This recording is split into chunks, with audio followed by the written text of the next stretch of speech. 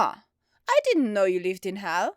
We're practically neighbors. It's the same street too. Iseth? Oh, you have a magma pool too? I love it. It looks very tasteful. Iseth, I and think, that Baphomet statue. Just beautiful. Iseth, this is... Whoa, so many Iseth. people. I didn't know you had a party too. This is your house!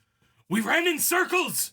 Oh, what are we doing here again? So let archaeologists continue to debate the history and evolution of man. Right.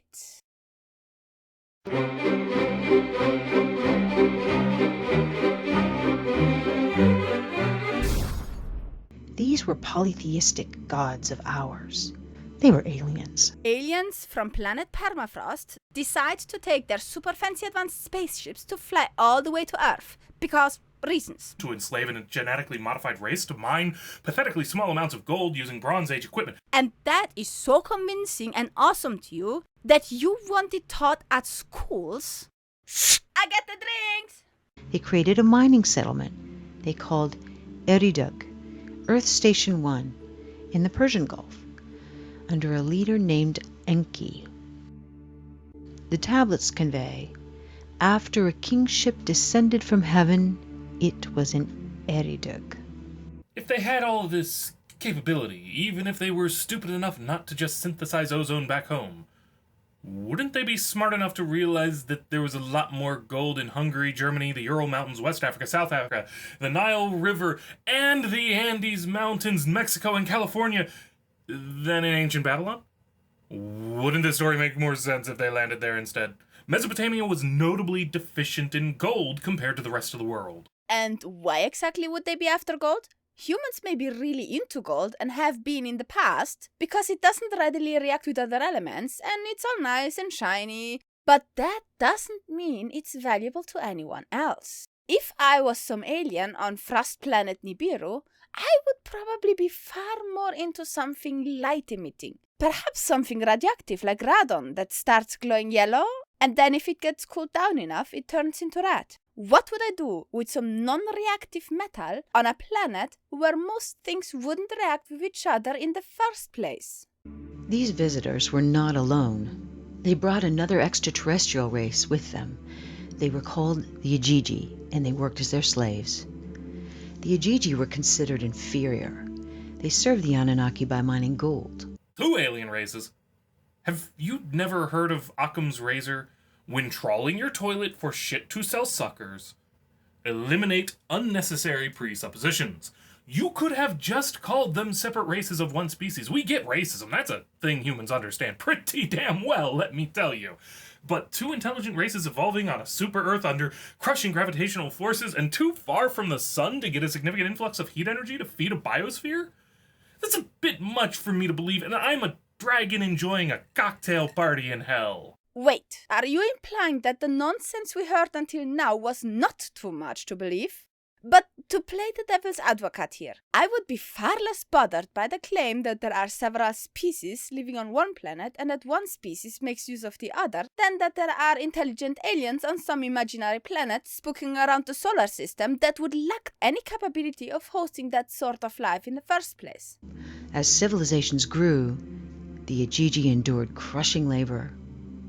And these stories are consistent with Babylonian tablets from the 18th century BC.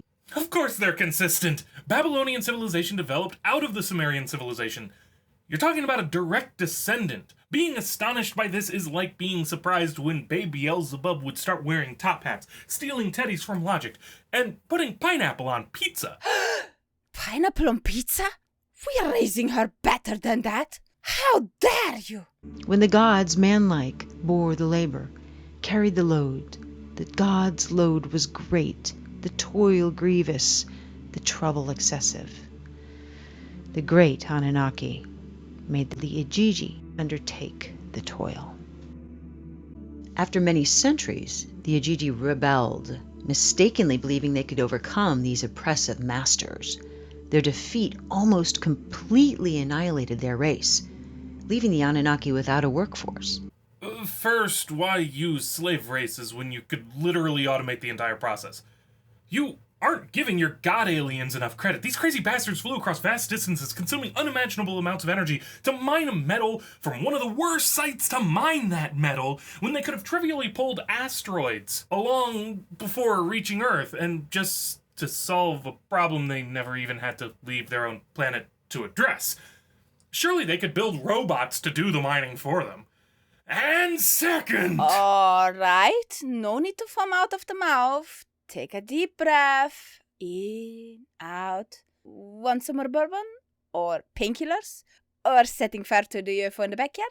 Unable to replace the IGIGI, Nibiru's ruler, Anu, ordered his son, Enki, to genetically engineer a new slave race, one that was intelligent enough to perform complex work but still be subservient to the Anunnaki. Okay, so something intelligent enough to perform simple tasks like mining, such as machines for example, and stupid enough not to rebel, such as machines for example. How exactly would these Anunnaki have gotten to Earth in the first place if the concept of machines was unknown to them? Did they fly on an oversized space turtle?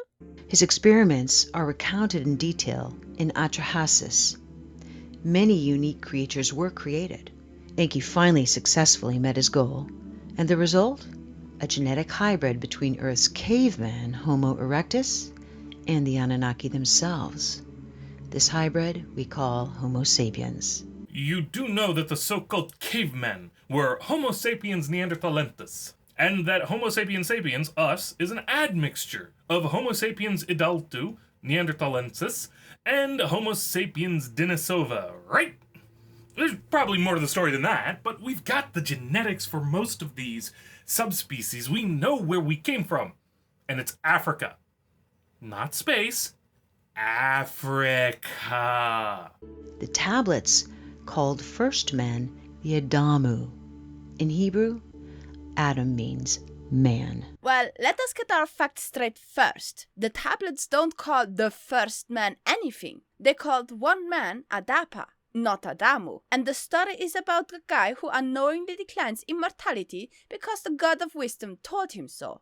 He wasn't immortal in the first place. Again, like with the Babylonians, the Semitic cultures, including the Hebrews, are intellectual descendants, if not genetic descendants, of Sumerian culture.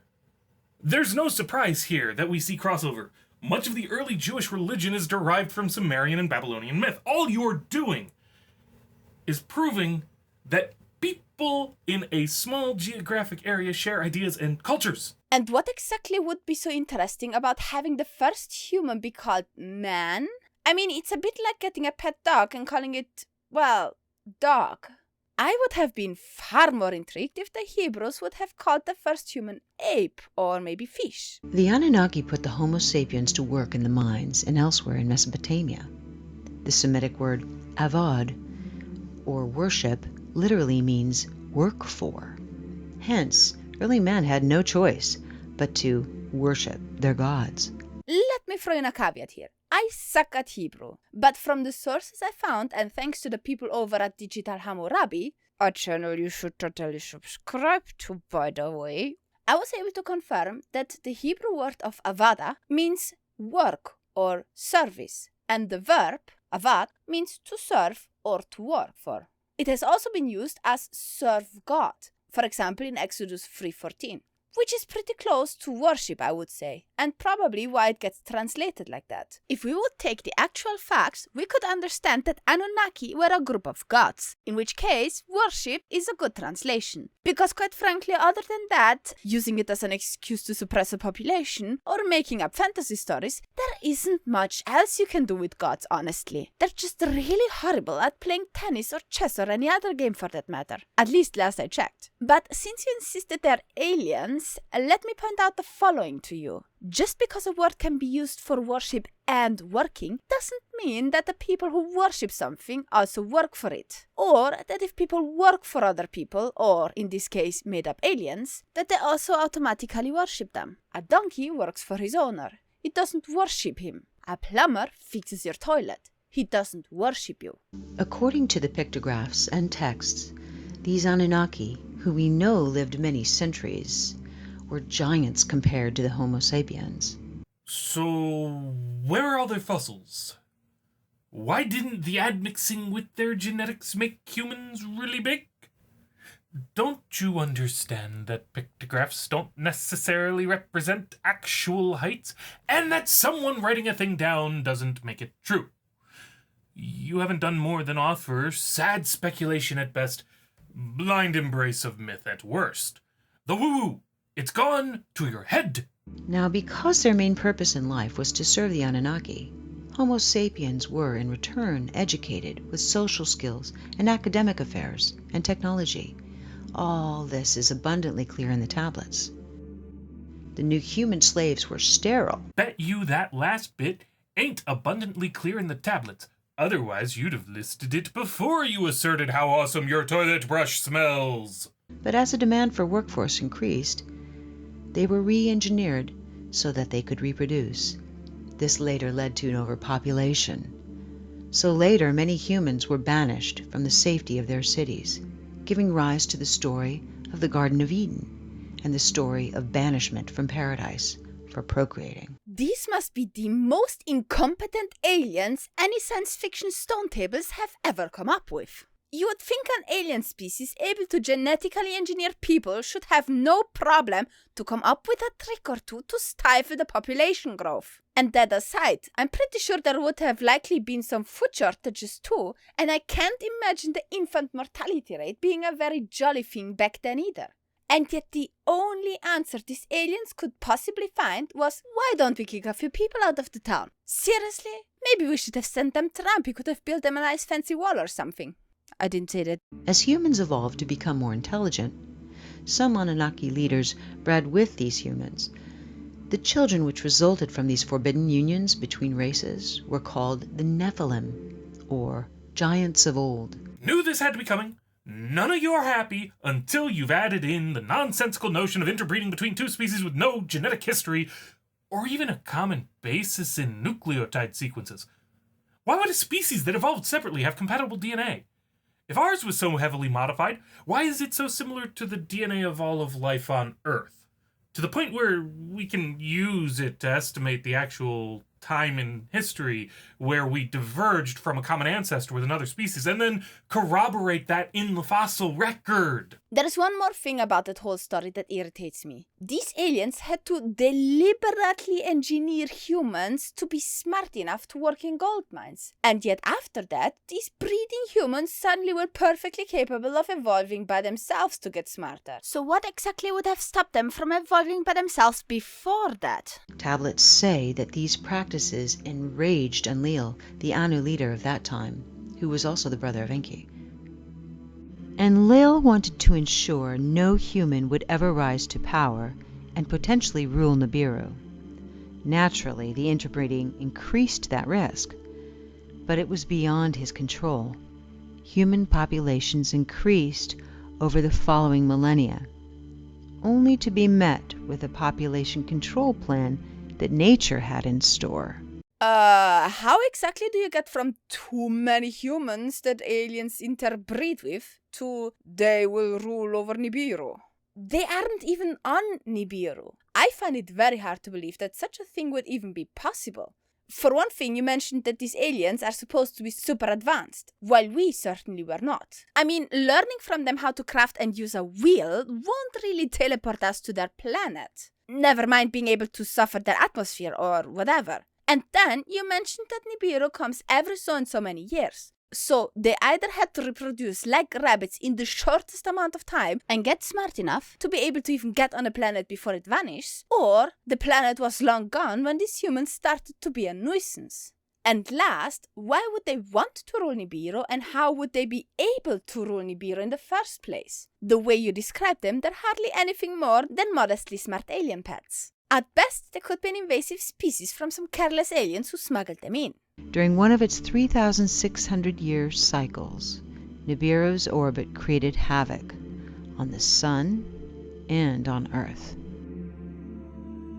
Nibiru is also called the Destroyer in the Kolbrin, which is an ancient gospel found in Scotland that was omitted from biblical text, much like the Dead Sea Scrolls were. Well, it'd be more accurate to say it's a claim that such a text exists. Oddly, the people defending this claim are awfully shy about presenting the actual originals to respectable academics for research. I mean, this is so poorly documented outside of woo theory circles that I had to go to Rational Wiki, of all shitholes, to learn anything about this crap. All of that aside, if Planet 9 deviated from its orbit enough to cause havoc on the sun, wouldn't there be evidence, perhaps in the orbits of the planets? I mean, if it was that horrible, I'm pretty sure that kind of thing wouldn't completely go unnoticed. You've got a point. Not to mention that Planet 9 is only supposed to be 10 times as massive as the Earth. That wouldn't cause much havoc on the sun, even if it plunged into the cornea. Corona. Cornea. No, well, I mean, it's corona. It's pronounced corona. You know, like the thing that the people wore who thought their ancestors slept with more aliens than the ancestors of the commoners did. Never mind. It reads, "Men forgot the days of the destroyer. Only the wise know where it went, and that it shall return at the appointed time." Okay, hold on there. So, this planet apparently caused havoc on the Earth and the Sun, and then didn't, I don't know, go off course, split in two, explode, crash straight into the Sun, or into any other planet for that matter, nothing?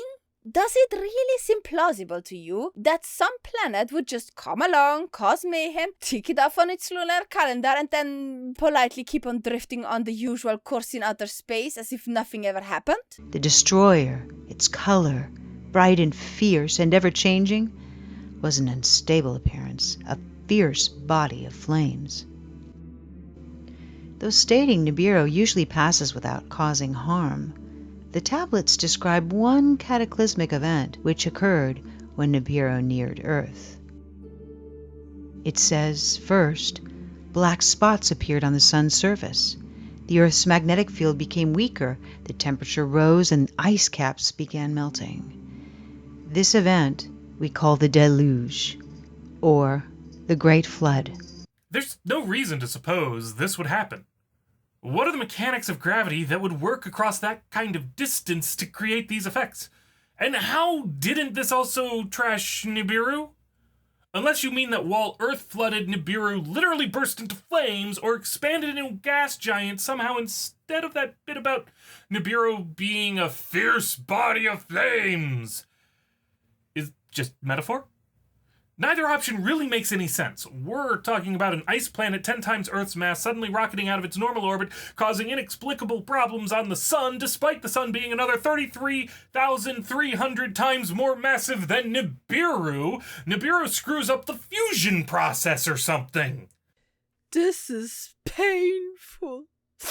You said so much, and yet I feel like we hardly scratched the surface of the inconsistencies, not Nibiru. Somehow this story manages to be so fractally wrong that just by picking one part of a sentence, one has an entire impossibility inception. For example, the destroyer, its color bright and fierce.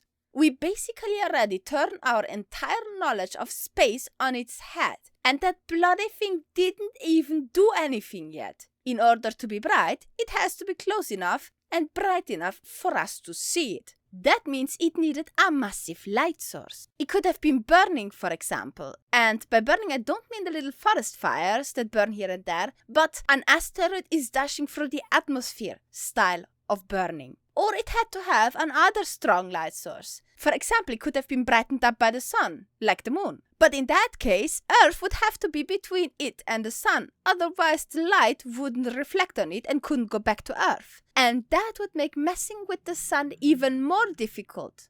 Or perhaps, I don't know, maybe they had a planet-wide party with everyone having their hyper-Earth destructive disco lights on, bright enough to reach Earth and for some reason able to get water to dance along with it. And this is just the light. We didn't even get to the color switching part yet. Your story has more plot holes in it than the Game of Thrones. It also reads, "For days before the day of the deluge, the earth was rumbling, groaning, as if with pain. For nights before the calamity struck, in the heavens, Nibiru as a glowing star was seen." Alright, so first of all, bright and fierce and ever-changing unstable appearance doesn't sound anything like a planet, and nor does a fierce body of flames sound like a planet. It sounds far more like a hallucination, or maybe like someone staring into the sun for too long, or perhaps a volcanic eruption, maybe one with glowing ash that got transported through the sky, or something. And the rumbling could as well have been an earthquake, or if it was a volcano, the magma digging its way up to the surface before the eruption. Way more plausible than a far distant star melting the poles, and with far less woo-woo attached to it. It could also simply have been a hyperbolic depiction of a calamity, decorated with some fancy telltale to make it look more epic than it actually was. What it clearly is not, however, is a tale of actual aliens. Well, according to the tablets, Enlil saw the oncoming disaster as an opportunity to rid the planet of humans that he deemed unworthy. He returned to Nibiru, but many Anunnaki chose to stay, instead witnessing the flooding and the destruction on the planet from their celestial boats which circled the Earth. Didn't Enlil get somewhat warm on this fireball-like glowing planet? Don't you know? The bit about Nibiru being a fiercely flaming thing is metaphorical, because it disagrees with all the other bits. Really, Nibiru just came out of the closet. It reads, "Then there was darkness in daytime, and at night the moon as though by a monster was swallowed. The earth began to shake by a force before unknown. It was agitated." So sun and moon covered and earth shaking around, and then you even put in that fancy imagery of thick clouds and magma and fire appearing everywhere from the ground. And yet it didn't occur to you that volcanic eruptions and the description of these end-time events sound surprisingly similar? In the glow of dawn, a black cloud arose from the horizon. The morning light turned to darkness. Then the sound of a rolling thunder boomed, and lightning lit the skies. On that day, on that unforgettable day, the deluge with a roar began. At that point, the South Pole's huge ice sheets collided and fell into the ocean. This would have created tsunamis everywhere, traveling north to the gold mines in Southeast Africa. Oh!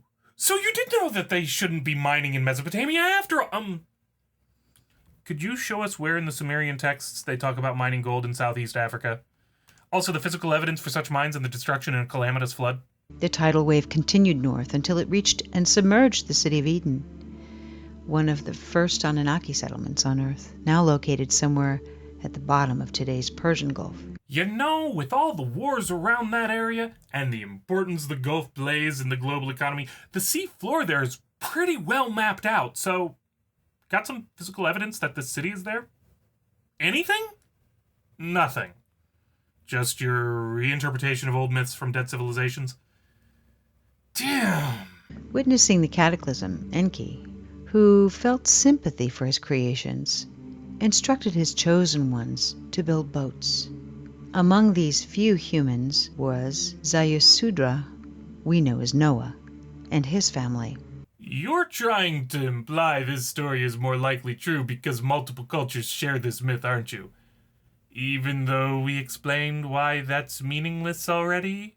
A great storm with heavy rains started. The tidal wave kept sweeping the earth for 7 days until it finally came to a halt. But the heavy rains continued for 40 more days and nights. The story of the deluge is recorded in almost every civilization on our planet. That's not true in the slightest. Most flood myths are local. And a fair few that aren't mysteriously only appear in the culture after the introduction of Christian missionaries, allowing for cultural contamination to explain their existence. Of those floods that aren't local floods, or probable cases of cultural contamination, we're left with ones that, wait for it, shared mythologies due to being a close-knit geographical area with direct cultural intermingling and a line of cultural descent dating back to the Sumerians! Core ice samples taken from Greenland and Antarctica illustrate that at the height of the last ice age, the sea levels were 425 feet lower than they are today. And, more importantly, there is a clear indication of a rapid sea rise. But, and this is very important, not anything like the heights necessary for the kind of flood you're claiming happened. High enough that there'd be major flooding around the world, producing a plethora of flood myths around the world, sure. Oh, and even more important, not any kind of flooding that would require external forces, such as the gravitational shift produced by a planet 10 times the Earth's mass suddenly collapsing in its orbit. Just the normal kind of fluctuation that we see on Earth since time immemorial. After the deluge, reconstruction of a new spaceport began. The text describes how the Anunnaki made their buildings according to the position of the stars. It reads, "Let the heart of the plane, the heavens, reflect." Once Enki to this agreed, and Leal from the skies of distances took measures. Indeed, the pyramids, now questioned to be much older than originally determined, and many other ancient monuments are, in fact, aligned to the stars.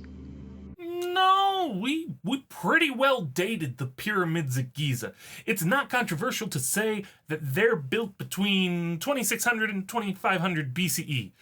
And you're ignoring the other, 100 or so pyramids in Egypt, which we can fairly reliably date. This stuff isn't hard to look up. It's not even worth a citation. It's on Wikipedia. We have written records of these things from the Egyptians even. These can be cross-referenced with documents from other civilizations. Items found in the tombs within the pyramids can be carbon dated with at least some reliability. All of this allows us to establish an age, and you don't get to backdate them just to fit your narrative. Also, stars were important for timekeeping. Tracking religious observances were even considered to be the homes of the gods in a number of mythologies. So why is it any surprise at all that ancient monuments would be aligned to them? When the Anunnaki finally left Earth, their influence had reached every corner of the world, from Mesopotamia to India to South America. Before they left, they gifted humanity the Sumerian civilization, which was inexplicably advanced for its time, having made a sort of a sudden appearance as a mature and highly organized culture that came out of nowhere. You don't study archaeology, do you? We have plenty of evidence of the development of civilizations from bands to tribes and villages, and on into the appearance of civilizations like Sumer. We have this around the globe, occurring independently multiple times. There's nothing here for you. Go read real books like Gun Germs and Steel by Neil Diamond, or Sapiens by Yuval Harari. Learn something true for once! The Anunnaki taught the Sumerians their way of life and established monarchs. Right, monarchy is clearly an alien invention and totally a new concept that could never have developed on its own. No tribe leader would ever have come up with the idea to pass on his role of leading to his offspring, and over time pretend it was inherited. Right? Now here's where it gets interesting. The kings would act as their emissaries on Earth and rule the people according to ancient principles. That's not interesting. That's boring speculation. I'm bored. And my glass is empty. Unbeknownst to man, royal bloodlines were genetically manipulated by the Anunnaki. This would in turn explain the strong aversion by nobility to interclass breeding. That just doesn't comport with history, or genetics, or anything. Besides, an aversion to interclass breeding makes sense without any interference from outsiders if you just think about it. Interclass interactions on that intimate level would break down strict class hierarchies that allow those on top to, wait for it, remain on top. Not only this, but they often believe that sort of tripe that you did, that the nobles were inherently superior to the lower classes. There need be no actual truth behind it, just the belief. Since we talk about royals and genetics, have you ever heard about something called royal disease?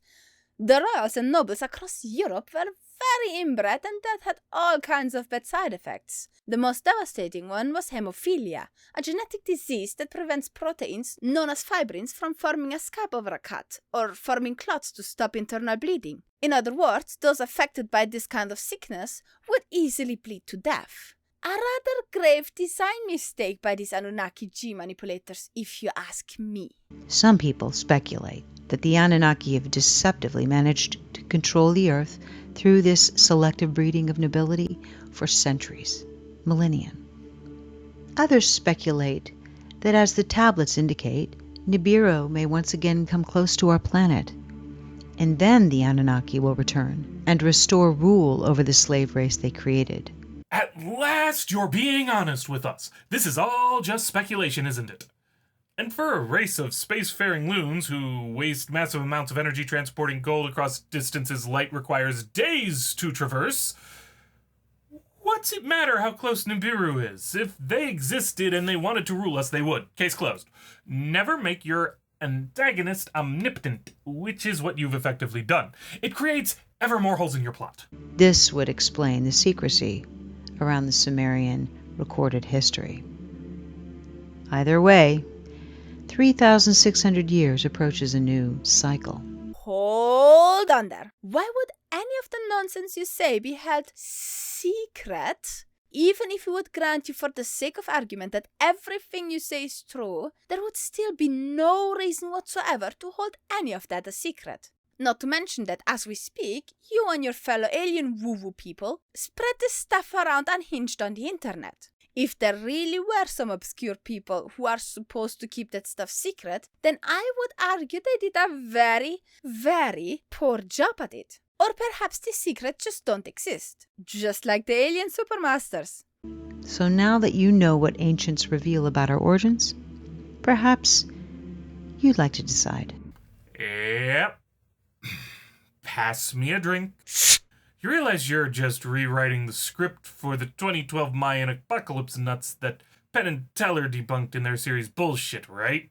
You really gotta clean your toilet more often. Okay, enough of this.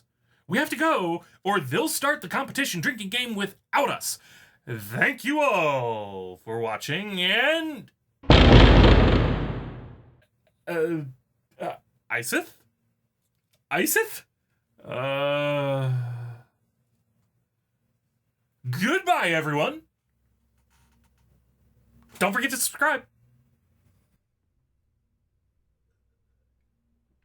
Thank you all for watching. If you like this video, you should totally go over to Name Dragon's channel and subscribe. He has a lot of stuff and is very entertaining. Go over, subscribe, go over, subscribe. Let me know what you think about it in the comment section below. If you liked the video, thumb it up. And if you like to watch more, please subscribe, click on the bell, maybe consider supporting me on Patreon. Have a great evening.